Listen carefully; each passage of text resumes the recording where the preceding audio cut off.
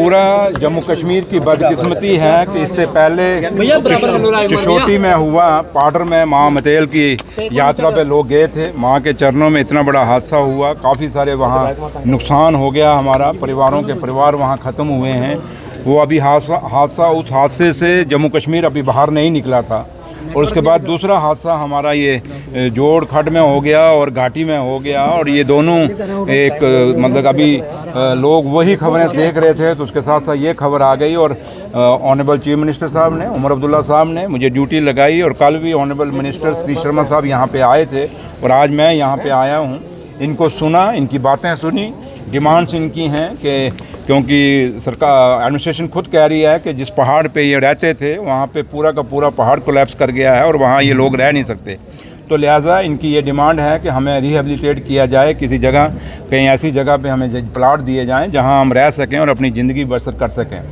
तो लिहाजा कुछ और डिमांडें थी इनकी, क्योंकि ये एक कपड़े में वहाँ से आए हुए हैं और इन्होंने जब अभी कपड़े भी नहीं बदले तो पानी अपना दूध के लिए, छोटे छोटे बच्चे हैं, दूध के लिए या कपड़ों के लिए, बर्तन मत पूरा सामान ही इनका ख़त्म हो गया और एक नई ज़िंदगी लोगों ने शुरू करनी है। तो ये चीज़ें इन्होंने की हैं। एडमिनिस्ट्रेशन मेरे साथ है, मैंने इनको एडीसी साहब को भी और तहसीलदार जो कंसर्निंग हैं उनको भी और मैंने हिदायतें दे दी हैं। उनको कह दिया है कि इनकी पूरी केयर होनी चाहिए और पूरा कहीं भी किसी भी तरीके से कोई लटर मस्ती नहीं होनी चाहिए, क्योंकि ये लोग, सरकार का मकसद ही यही है। लोग इसीलिए चुन के भेजते हैं कि आप लोग, सरकार का मकसद यही होता है कि लोगों की सहूलत के लिए हो।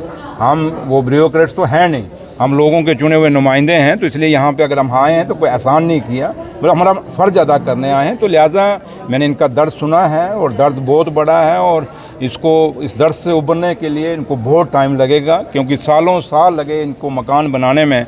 और आज एक रात में ही एक घंटे के अंदर ही पूरे मकान ख़त्म हो गया, इनकी लाइफ, इनकी ज़िंदगियां ख़त्म हो गई। तो इसलिए बड़ा टफ़ टाइम है इनके लिए। और मैं खुद एक ऐसे इलाके से आता हूं जहां हमेशा जब भी पाकिस्तान की गोलाबारी होती है तो माइग्रेंट कैंपों में लोग जाते हैं। तो ये माइग्रेंट कैंपों में रहना इतना आसान नहीं है।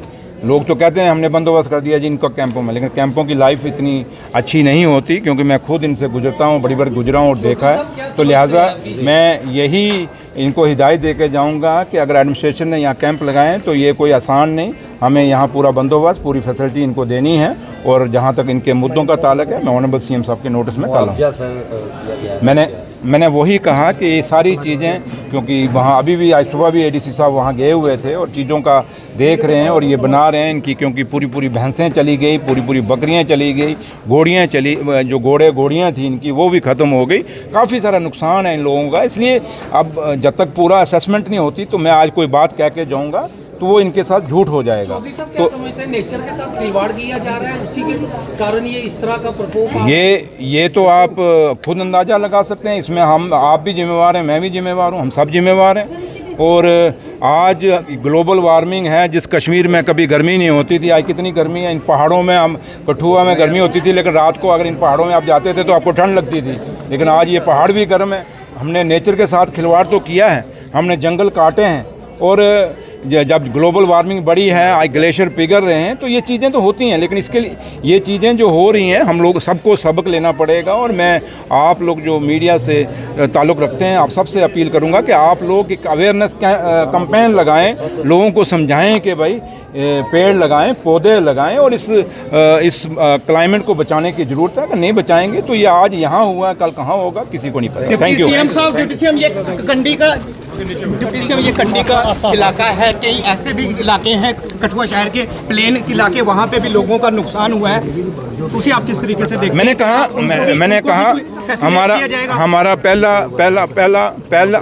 पहला हमारी जिम्मेवारी जो है, यहाँ जो ये क्लाउड ब्रस्ट हुआ है, इसमें जो लोग, जिन लोगों को नुकसान हुआ उसको एड्रेस किया जाए। और साथ में जहाँ जहाँ भी बाकी हो रहा है, पूरा एडमिनिस्ट्रेशन ऑन टोज है और पूरा उस काम में लगी है। और जिसका भी जो नुकसान है उसको पूरा किया जाएगा, उसको रिहेबिलिटेट किया जाएगा।